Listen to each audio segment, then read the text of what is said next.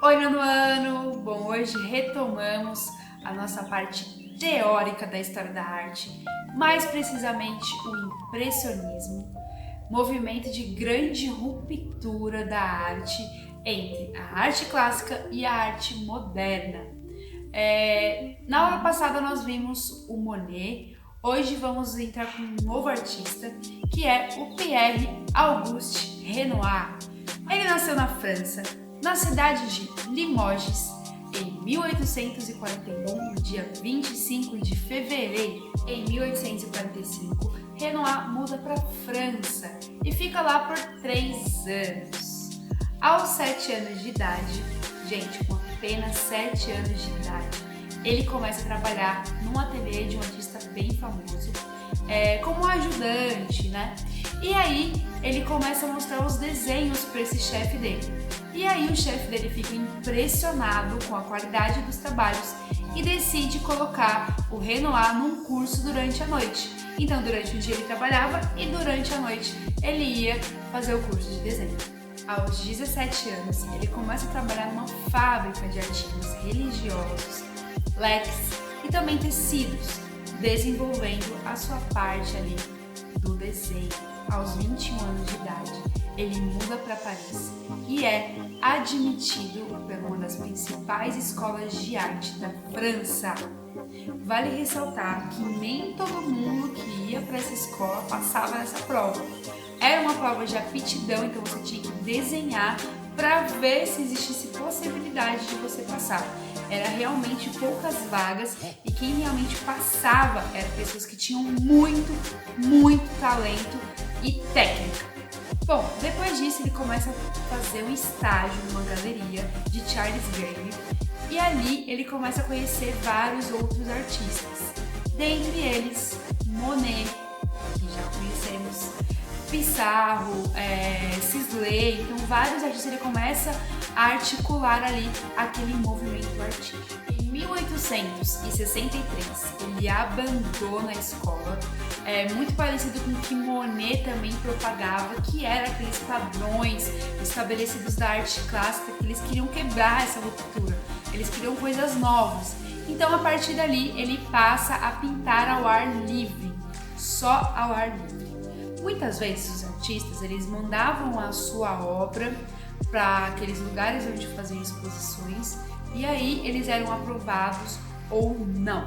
E aos 23 anos de idade, a obra Esmeralda foi aceita por um dos salões principais de Paris para exposição. No ano seguinte, ele expõe no Salão de Paris a obra William Sisley, que era um retrato do pai de Sisley, que era um dos seus amigos. A partir desse momento, ele começa a ficar fascinado pela fotografia. E aí ele começa a desenhar muitos retratos, muitos. Em 1866, ele pinta a obra A Hospedaria Mãe Antony, que mostra mais a sua fase na pintura e também mostra a sua intensidade. E ela é rejeitada pelo Salão de Artes. Já no ano seguinte, em 67, ele faz a sua obra Lisa. E só no ano seguinte, em 68, que é aprovada pelo Salão de Artes. Já em 1870, ele se alista para uma guerra, só que ele adoece e volta para Paris. No ano de 1871, ele já estava extremamente revoltado de tantas obras que ele estava oferecendo para a sala de arte serem reprovadas. E aí, junto com Degas, junto com Cézanne e Monet, eles criaram ali a exposição numa galeria de fotografia do Nadar, que era um fotógrafo da época. E aí eles inauguram ali a exposição impressionista, que ia se repetir aí por mais 3 longos anos. Vale ressaltar que em 1867 ele faz um retrato de uma atriz muito famosa, que é a Jane Samara, e também da Madame Georges. Para quê? Para arrecadar dinheiro para ele continuar na pintura e conseguir sobreviver no meio da arte. Em 1880, ele casa com Aline Carigotti, uma modelo da época. E aí, a partir desse momento, ele começa a viajar para outros países. O primeiro país que ele viaja é a Espanha e vai conhecer Madrid. E lá ele tem acesso ao artista Diego Velázquez, que era um artista bem renomado naquela época. Nesse momento, ele viaja para a Itália e lá ele começa a aprimorar mais ainda o seu estilo. E lá ele compõe a obra Rosa e Azul, As Filhas de Kent Evans. Essa obra, ela tá aqui no Brasil, ela é do acervo do MASP, então se você for visitar o MASP um dia, vá visitar essa obra, ela é residente, ela nunca sai de lá, porque é muito legal de ver uma obra tão importante da história e que está aqui na nossa cidade e no nosso país. Em 1883, ele realiza sua primeira exposição individual e depois de 9 anos, ele é reconhecido como realmente um pintor de uma linguagem nova, que era o impressionismo, quando a França compra um quadro dele, o governo francês. Em 1897, 5 anos aí depois de que ele foi reconhecido como um grande artista na França, ele acaba pegando uma doença reumática nos ossos e acaba que a sua coordenação motora fica comprometida, mas ele continua pintando. Em 1904, depois de 7 anos, mesmo ele com toda essa dificuldade na sua mobilidade, ele faz uma exposição com todas as suas obras. Isso é muito legal, porque geralmente um artista é muito difícil ser reconhecido e ele conseguiu criar uma exposição ainda em vida. Os filhos de Monet, naquele momento, são convocados para a guerra e há uma certa especulação de que eles teriam se machucado na guerra. E a mulher dele, Aline, vai até a frente da guerra procurar notícia dos seus filhos. E é aí que ela morre em meio ao combate ali daquela guerra e ele fica muito mal. 4 anos depois, em 1919, é realizada uma exposição memorável no Museu do Louvre para o Renoir. Então ali ele fica conhecido mundialmente e um momento importante é que o curador da exposição separa um dia só para o Renoir visitar a exposição. No dia 3 de dezembro de 1919, no mesmo ano em que é realizada a exposição em menção a Renoir, ele morre nesse dia com um ataque respiratório e não consegue resistir.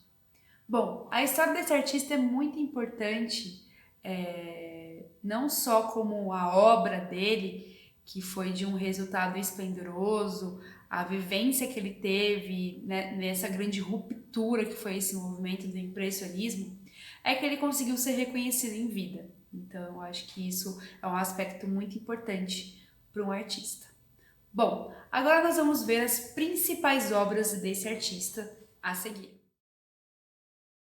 Duas Irmãs no Terraço, 1888. O Maison Furnace, Off of the Furnace, é um restaurante localizado em uma ilha no Sena, em Chatham, oeste de Paris.